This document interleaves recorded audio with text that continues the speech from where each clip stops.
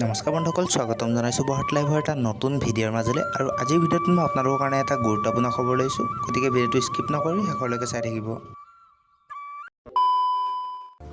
বন্ধুসকল, এছআই জুনমনি ৰাভাৰ মৃত্যুৰ তদন্তত এতিয়া বহু ন তথ্য পোহৰলৈ আহিছে। তাৰ মাজতে আহি পৰিছে আমাৰ হাতত এটা গুৰুত্বপূৰ্ণ খবৰ, আৰু আপোনালোকক খবৰটো দিব ওলাইছোঁ, গতিকে ভিডিঅ'টো শেষলৈকে চাওক।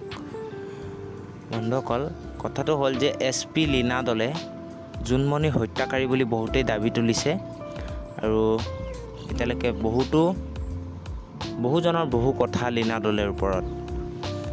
কথাটো হ'ল যে লীনা দলে এতিয়ালৈকে CBI দলটোৱে হওক বা CID দলটোৱে হওক, এবাৰো লীনা দলে সোধপোছৰ বাবে নামাতিলে বা জেৰা নচলালে, য'তেই থাকক। লগত থকা আভাজ্যোতি ৰাভা, ৰাজা ইছৰাট সকলোকে জেৰা চলালে CBI দলটোৱে, কিন্তু SP লীনা দলে এতিয়াও তেখেতে নিজ কৰ্ম কৰি আছে মুকলি আকাশৰ তলত। জুনমনিৰ মাতৃ সুমিত্ৰা ৰাভাই দিয়া এজাহাৰখনত স্পষ্টকৈ লিখিতভাৱে উল্লেখ আছিল SP লীনা দলেৰ নাম। তাৰ পিছতো আৰক্ষীৰ প্ৰতিবেদনৰ পৰা কেনেকৈ হেৰাল লীনা দলেৰ নামটো, এইটো এটা গুৰুত্বপূৰ্ণ বিষয়।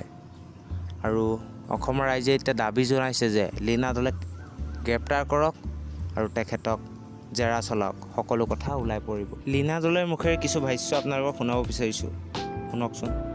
ডিলিমিটেশ্যন প্ৰক্ৰিয়াৰ যোনটো ড্ৰাফ্ট ওলোৱা গৈছে, সেইটোৰ প্ৰটেষ্টত অপজিশ্যন পাৰ্টি কাইলৈ বন্ধ ঘোষণা কৰিছে।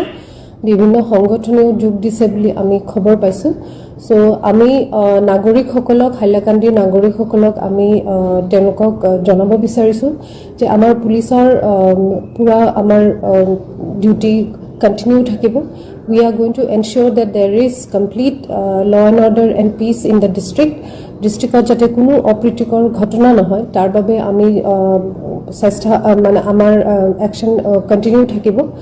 আৰু ইয়াতে আমাৰ বেটালিয়ন 21 AP IRBN আছে কাটলিচেৰাত, আমাৰ CRPFৰ আছে কোম্পানী, আৰু আমাৰ লোকেল যিমানখিনি আৰ্ম ফ'ৰ্চ, UB ফ'ৰ্চ, থানাবিলাকৰ ফ'ৰ্চ আছে, সেই গোটেইখিনি মিলি আজি আগবেলা কাটলিচেৰা এৰিয়াত এটা ফ্লেগ মাৰ্চ কৰা গ'ল। This is just to ensure that people are assured of peace and law and order in the district.